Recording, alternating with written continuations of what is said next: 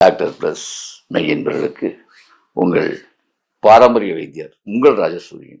அற்புதம், ஆனந்தம்.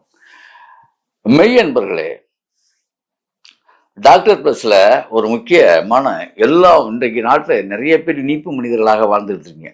இந்த இனிப்பு மனிதர்களுக்கான இனிமையான ஒரு நற்செய்தியை இப்போ நான் சொல்ல போறேன். டக்குன்னு சுகர் குறையும். எப்படி டக்குன்னு சுகர் குறைய என்ன பண்றது?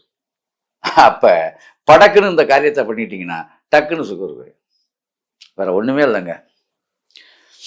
இந்த சுகர் கம்ப்ளைண்ட் யார் யாருக்கெல்லாம் இருக்கும், 3 விஷயத்தை மட்டும் கரெக்டா பண்ணிக்கங்க.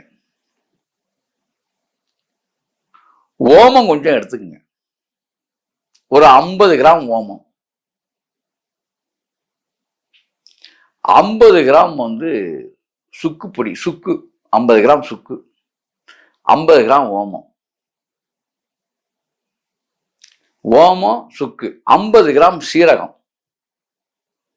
நல்லா நான் சொல்றத பூரா புரிஞ்சுங்க. 50 கிராம் சீரகம், 50 கிராம் சுக்கு, 50 கிராம் ஓமம். இதுல நீங்க கலந்துக்கக்கூடிய முக்கியமான விஷயம் என்ன அப்படின்னா, கொள்ளு 100 கிராம் கலக்கணும். அதுல இதையெல்லாம் ஒண்ணா வறுக்கணும். முதல்ல வறுத்து இதை தூள் பண்ணிடணும். அப்படியே இதை தூள் பண்ணிட்டு இந்த தூளை தினமும் ஒரு ஸ்பூன் வெந்நீர்ல தான் குடிக்கணும். 3 வேளை குடிக்கணும். 3 வேளை தொடர்ந்து குடிச்சிங்கன்னா அவ்வளவு அற்புதமாக சுகர் கண்ட்ரோல் ஆகும். தொடர்ந்து குடிச்சுட்டே வரணும். நீங்க 3 வேளை இன்னைக்கு குடிச்சோன்னா உடனே போய் பார்க்க கூடாது. 21 நாள் குடிச்சுட்டு அப்புறம் செக் பண்ணி பாருங்க, அப்படி குறையும். அதே மாதிரி இன்னொரு சின்ன விஷயம் சொல்லிடுறேன். நீங்க நிறைய பேர்த்துக்கு இந்த விஷயம் ரொம்ப இதாக இருக்கும். ஆனால் இருந்தாலும் ஒரு அற்புதமான விஷயத்த இங்கே நான் அரங்கேற்று நான் பதிவிடுறேன். இந்த சுகரை உடனே குறைக்கிறதுக்கு கொள்ளு போதும். அப்போ கொள்ளு மட்டுமே போதுமா? கண்டிப்பாக போதும். இது மருந்து. இது நீங்கள் விருந்தாக உட்கொள்ளக்கூடிய மருந்து. இதுதான். கொள்ளை நல்லா வறுக்கணும், வெந்தயத்தையும் நல்லா வறுக்கணும். ரெண்டையுமே சம அளவு. இதில் 100, அதில் 100 நல்லா வறுத்தணும். இது ரெண்டுமே போதும் உங்களுக்கு சுகரை கண்ட்ரோல் பண்றதுக்கு. இந்த பொடியை வெந்நீர்ல சாப்பிடணும். 3 வேளை சாப்பிடணும். சாப்பிட்டுட்டே வரணும். மேனி மினிமலுக்கு உங்களுக்கு கணைய புண்ணு உடனே ஆகும். கணைய புண்ணு தான் உங்களுக்கு சுகர். ஆனா இதை கண்டினியூவா சாப்பிடணும். ஆனால் இதையெல்லாம் சாப்பிட்டு இருக்கும்போது மாமிச உணவுகள் ஆகவே ஆகாது. மட்டன், சிக்கன், மீன், இறால், அது இது எல்லாத்தையும் தூக்கி போட்டுருந்தீங்க. அதே மாதிரி டீ, காஃபி குடிக்கக்கூடாது. வெள்ளைச்சீனி ஆகவே ஆகாது. தயிர் ஆகாது.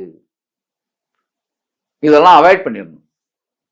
பால் மட்டும் மஞ்சள் பொடி போட்டு சுக்கு போட்டு நீங்க சாப்பிடணும்.